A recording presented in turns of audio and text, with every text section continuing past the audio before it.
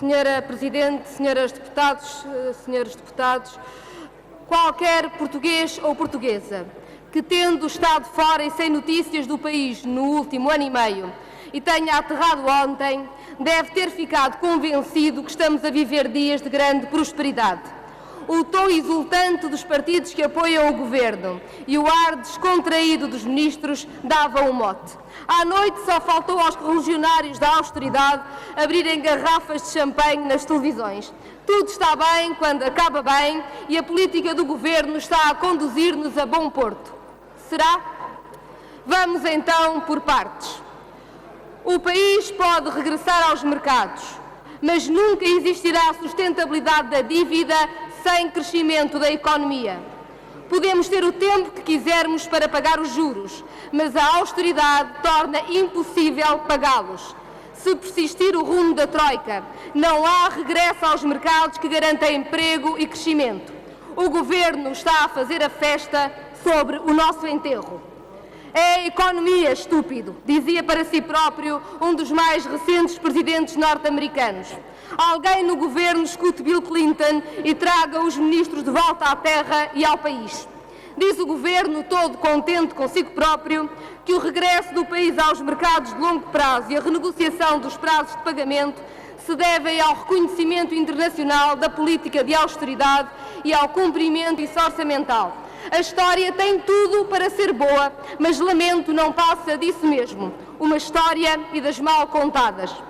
Os juros estão a descer desde setembro e a descer a pique em toda a Europa.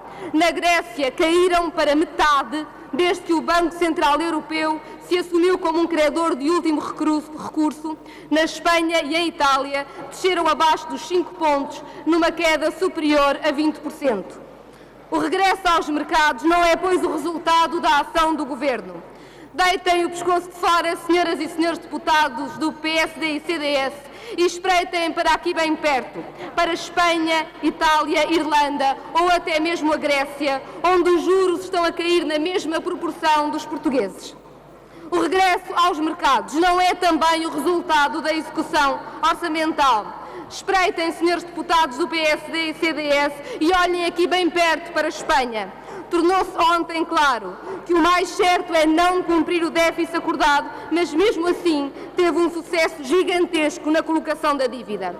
Os mercados não querem saber da austeridade para nada, mas da proteção do seu dinheiro. E é este o outro dos dados de ontem. Este programa fanático, ideologicamente guiado por um ajuste de contas da direita com o Estado Social, que sempre viu como um mal necessário, não pretende responder a nenhuma crise, mas aproveitá-la como um expediente. O relatório da Unidade Técnica do Parlamento é claro. 4 em cada 5 euros da austeridade aplicada por Passos Coelho, Paulo Portas e Vítor Gaspar foram engolidos pela queda das receitas fiscais.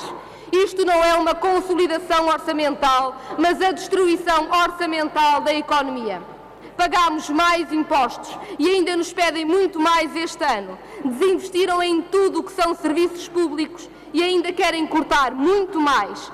Mas a destruição da economia gerada por esses mesmos impostos tornou tudo isso um esforço em vão.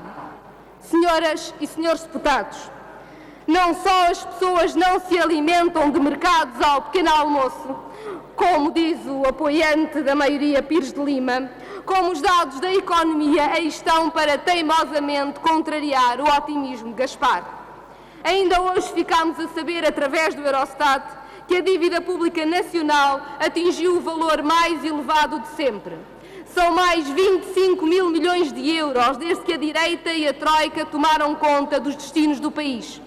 Não só a dívida não para de crescer, como cresce muito mais depressa do que o Governo alguma vez admitiu.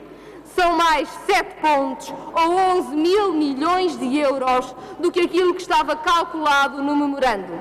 Com sucessos destes, senhoras e senhores deputados do PSD e CDS, quem precisa de derrotas? O que o Governo teima em fingir não perceber é que a sustentabilidade da dívida não depende apenas dos juros, mas da relação destes com o crescimento económico. Ainda que os juros fiquem nos 3 ou 4%, Não há forma de os pagar quando o país se encontra em recessão permanente e a perder 2 ou 3% da riqueza todos os anos.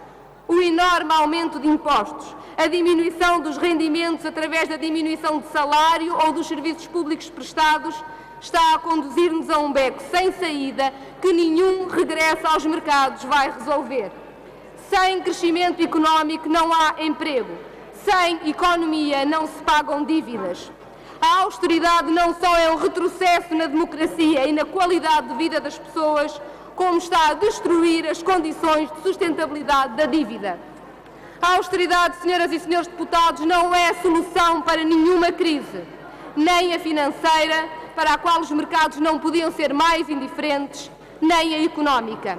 A direita encontrou na crise o alibi perfeito para aplicar o seu programa de sempre: reduzir a escombros os serviços públicos que garantem equidade e qualidade de vida dos cidadãos. Um programa antes envergonhado, agora feito às claras, mesmo que a 4 mãos, com o prestimoso apoio do FMI e de um relatório com mais mentiras do que os buracos de um queijo suíço. Não foi o Estado Social, cujas despesas em termos comparativos são inferiores aos dos nossos parceiros europeus, que nos trouxe à crise. Senhoras e senhores deputados, o Governo anda de sucesso em sucesso até nos conduzir à derrocada final da economia.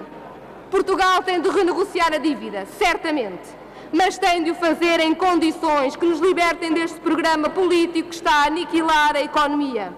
Não há dívida sustentável, economia que garanta crescimento para gerar emprego, com a austeridade zelosamente aplicada pelo Governo e pela Troika.